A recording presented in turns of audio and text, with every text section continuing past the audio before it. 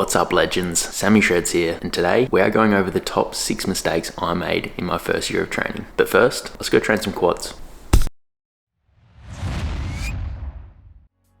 Ironically, number 1 is not training legs for the first 6 months. I think a lot of the male population can relate to this one. When I first started training, all I really cared about was my upper body and my abs. I quickly realized how counterproductive this was for my overall development. 6 months into training, I transitioned to 1 leg day per week, which was quads, hamstrings, calves, and glutes combined. Although not optimal, it was a huge improvement to what I was doing previously. I now train legs twice per week, and I split up my days into a quads and calf bias day and a glute, hamstring, and calf bias day. If you're looking to grow your legs, I'd highly recommend you train your legs at least twice per week, and splitting your days up into the quad and calf bias and the glute, hamstring, and calf bias can always be a bonus too.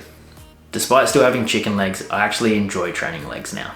Number 2, the anabolic window. It was once thought in order to maximize the anabolic window, you needed to consume 25 to 30 grams of protein within 30 minutes of your workout. If you didn't, your workout would go to waste. Got him!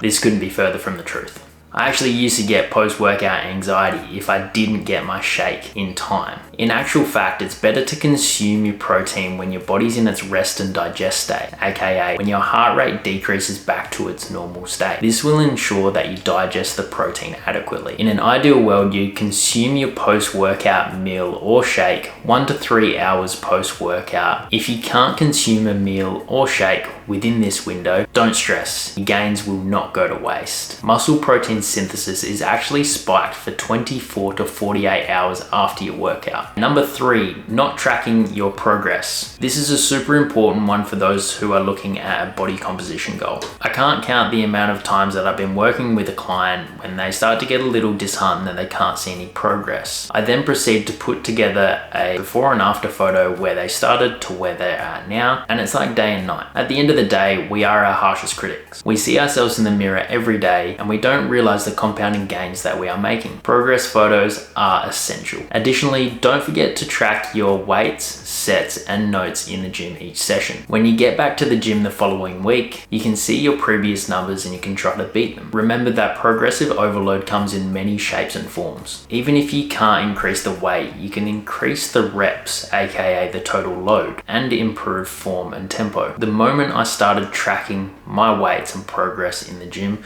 was the moment I started to progress the most. Number 4, eating in a deficit whilst trying to gain muscle. In your first year of training, even if you are in a deficit, you're still going to gain a considerable amount of muscle. Just not as much muscle as you would gain if you were at maintenance or above. In my first 6 to 12 months of training, there was no surprise I was in a deficit. At the time, with my main goal being muscle gain, if I had my time again, I would have gone back and eaten in a surplus of around about 200 to 500 calories over my maintenance. Sure, I wouldn't have got the veins and the abs straight away, but I would have put on a lot more muscle in my first year of training. If your main goal is muscle gain, I urge you to do the same. Number 5, changing workouts too often, aka shocking the muscle. It's far more conducive from a muscle hypertrophy standpoint to stick to a set training cycle with set exercises for at least 4 to 6 weeks. This will give you adequate time to progressively overload on your prescribed movements. Hypertrophy training can get tedious and boring at times, but you have to fall in love with the process no matter how fast or slow the progress is. Just be patient, Rome wasn't built in a day. Number 6, being married to certain exercises. When I first started training, I thought I had to do the big 3 lifts in order to gain muscle, i.e. squat, bench, and deadlift. In fact, I actually don't do any of these movements anymore, but I do variations that suit my body and my goals. For me, I've chosen to sub the barbell back squat out for a hack squat. Personally, I feel a lot more stable and I can significantly bias the quads more. I sub out a conventional deadlift for a dumbbell RDL to better bias the glutes and hamstrings. And lastly, I sub out my traditional barbell bench press for a dumbbell bench press. Personally, I get a lot better my muscle connection to the pecs and I don't get as much tension on the anterior delts as I would with a normal barbell bench press. Now, I'm not saying to completely disregard your compound lifts. They may be great for your body and your goals. At the end of the day, you should do the exercises that you enjoy and that work well with your body.